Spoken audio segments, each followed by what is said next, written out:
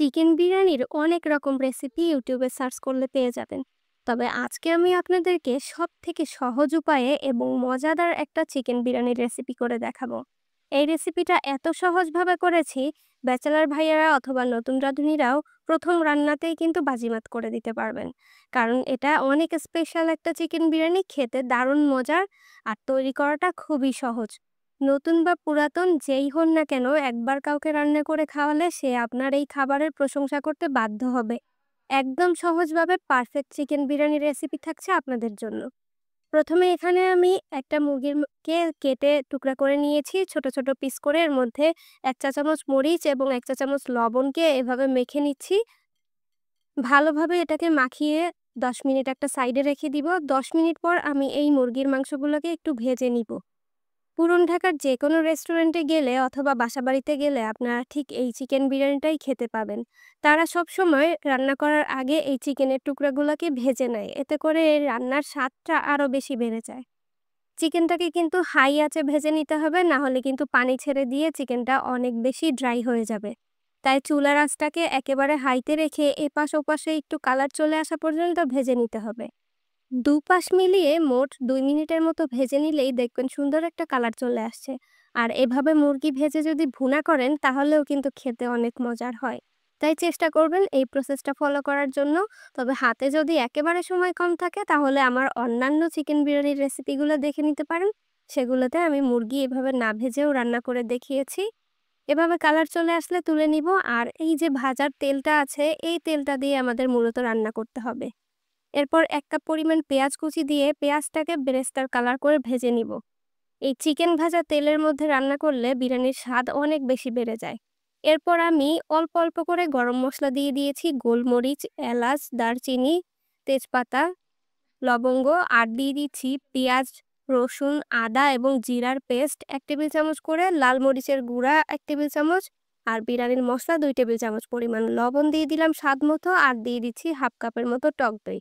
খুব ভালোভাবে এই মশলাটাকে কষিয়ে নিতে হবে। আমি আজকে যে পরিমাণে বিরিয়ানি রান্না করব, এটা দিয়ে আপনারা ৫ থেকে ৬ জন ইজিলি খেতে পারবেন। চিকেনের টুকরাগুলোকে মশলা কষানো হয়ে গেলে দিয়ে দিতে হবে এর মধ্যে। যেহেতু এটা ফ্রাই করা ছিল, এটা সেদ্ধ হতে কিন্তু খুব বেশি সময় লাগবে না। মশলার সঙ্গে খুব ভালোভাবে এই চিকেনটাকে কষিয়ে নিতে হবে। আর এরপর এর মধ্যে হাফ কাপ পরিমাণ পানি দিয়ে আমরা ঢাকনা দিয়ে ঢেকে রান্না করব, পানিটা একেবারে শুকিয়ে আসা পর্যন্ত। এই সময়ের মধ্যে মুরগির মাংসটা একেবারে সফট হয়ে সেদ্ধ হয়েও যাবে এবং এর কালারটা দেখেই বুঝতে পারছেন এটা খেতে কতটা মজার হবে। যখন দেখবেন মসলা একেবারে শুকিয়ে গেছে, উপর থেকে তেল ভেসে উঠেছে, তখন এর মধ্যে চাল দিয়ে দিব। আমি এখানে ৩ কাপ পরিমাণ ৭৫০ গ্রাম পোলাওয়ের চাল আগে থেকে ধুয়ে পানি ঝরিয়ে রেখেছিলাম। তারপর এটা দিয়ে নেড়েচেড়ে ভেজে নিব ২ মিনিটের মতো।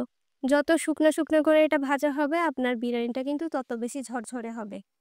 গরম পানি দিয়ে দিব ৬ কাপ পরিমাণ।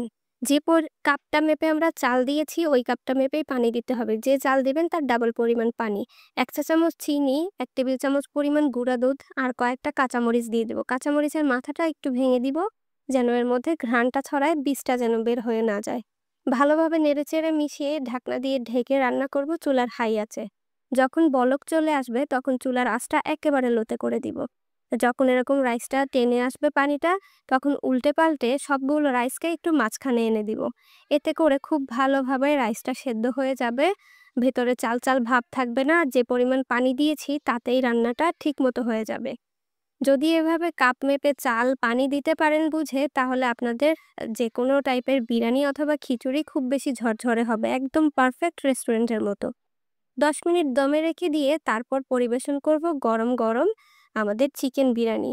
এই বিরিয়ানিটার কালারটা দেখেই বুঝতে পারছেন এটা কতটা ভালো হয়েছে আর কতটা ঝরঝরে হয়েছে। ঝরঝরে রাইস আর নরম তুলতুলে সফট এই চিকেনের টুকরাগুলো আপনাদের মন কেড়ে নিতে বাধ্য হবে। যাকেই রান্না করে খাওয়াবেন সে আপনার প্রশংসা করতে বাধ্য থাকবে। এই বিরিয়ানিটা যতটা সম্ভব সহজভাবে আপনাদেরকে আমি দেখানোর চেষ্টা করেছি।